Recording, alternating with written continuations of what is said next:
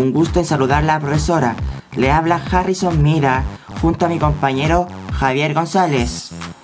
Esta disertación será sobre los métodos de Polya. Yo hablaré primero sobre un tema relacionado en la vida cotidiana y mi compañero hablará sobre un tema particular de un ejercicio de cálculo. Bueno, en mi parte de la disertación yo le hablaré sobre una persona que desea construir su hogar y yo le comentaré sobre los 4 pasos de Polya. Esta persona debe comprender lo siguiente. Mira, debes entender que se requieren muchos conocimientos y tal vez no puedas hacerlo solo y requiere conseguir ayuda en temas financieros, técnicas de obra e instalaciones. Además, es muy importante que tengas en cuenta que tu vivienda no es solo un techo donde resguardarse, sino que debe satisfacer las complejas necesidades que tu familia necesita y hará posible el desarrollo íntegro de sus vidas. Luego, te recomiendo que conformes un plan. Primero buscarás el lugar adecuado para poder tener presente los siguientes aspectos: las zonas verdes, los colegios, los lugares de ocio, instalaciones deportivas, desplazamientos como vías de transporte. También será considerada el bienestar de todos ustedes y por eso debe poseer seguridad y niveles de ruido adecuados. Luego, tienes que determinar el estilo de la casa que querrás construir y puedes armar un buen plan para que todo sea ordenado y tengas éxito. Finalmente, deberás hacer una lista de las cosas necesarias antes de empezar. Piensa en los materiales y en las herramientas que necesitas según la casa que quieras construir para poder luego ir a comprarla. Luego debes ejecutar todo lo que has planeado hasta el momento y es necesario que sigas un orden. Ahora te recomiendo que mires hacia atrás, o sea que todo lo que has hecho des un paso hacia atrás para poder ver que todo lo que has hecho esté bien. Esto lo puedes hacer constantemente o cuando finalice todo.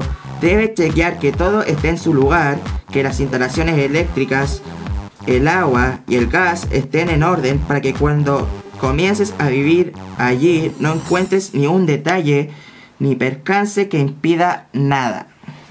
Luego, ahora profesora, seguirá mi compañero Javier González. Buenas, mi nombre es Javier González y continuando con esta disertación vamos a analizar el caso particular en el área específica de cálculo en un ejercicio que nos piden sea f de x igual a x cuadrado por 1 menos x partido por x cuadrado menos 1, estudiar y representar gráficamente la función. Vamos a ver cómo este ejercicio se realizaría por el método de Polya. El primer tópico dice comprender el problema, que es el primer paso del método de Polya. Para esto necesitamos saber qué es lo que nos pide el ejercicio. En este caso se pide representar gráficamente una función cociente, para lo cual debemos determinar asíntotas verticales, horizontales y o oblicuas si es que las tiene. También necesitamos determinar los cortes que tiene en el eje X y en el eje Y. El paso 2 del método de Polya dice configurar un plan. En este caso el plan de trabajo será: punto 1, simplificar lo más posible la función dada. Punto 2, determinar cada una de las asíntotas paso a paso. Punto 3, determinar los cortes en el eje X y en el Y como decíamos anteriormente. Punto 4, realizar un bosquejo de la gráfica de nuestra función. Y punto 5 y final, trabajar ordenada y detenidamente para no cometer errores. En este caso es muy importante trabajar ordenadamente porque es un ejercicio muy largo, muy completo. Por lo tanto es muy común tener errores de signo o parecido. El tópico 3 dice ejecutar el plan que habíamos configurado anteriormente en el punto 2 y como decíamos, simplificar lo más posible la función dada para trabajar con una función más reducida y que se simplifique un poco el grado de complejidad del problema.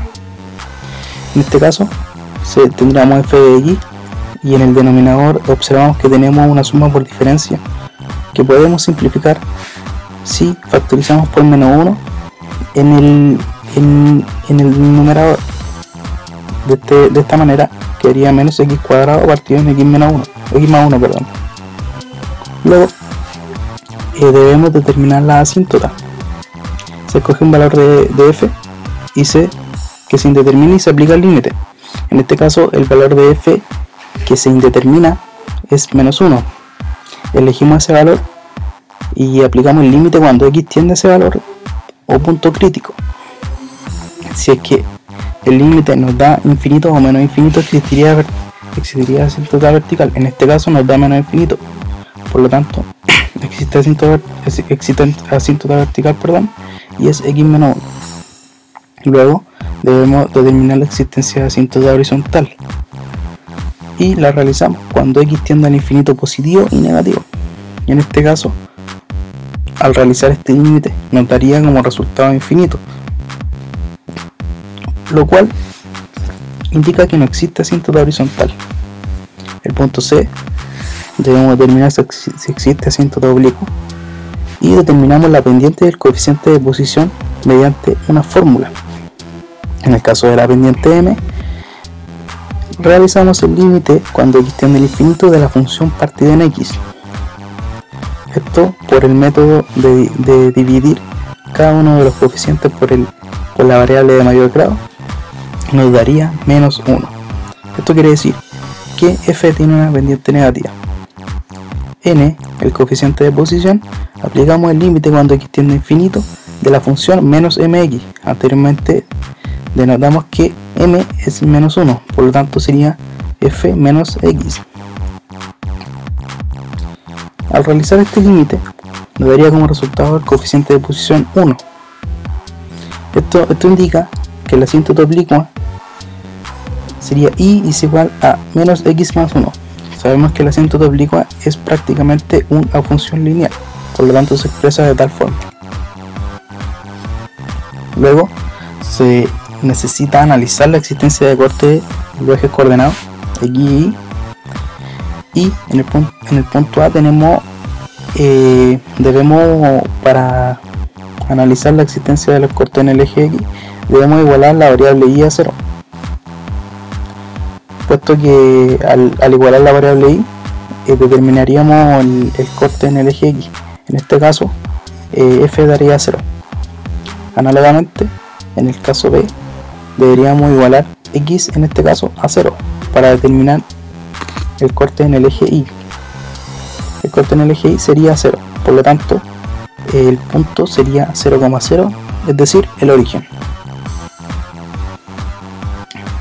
Ya teniendo estos datos, podemos realizar un bosquejo simple de nuestra gráfica. Como podemos apreciar aquí en nuestra gráfica, tenemos nuestra asíntota vertical en x igual a menos 1, nuestra asíntota oblicua con pendiente negativa, nuestro corte en el origen,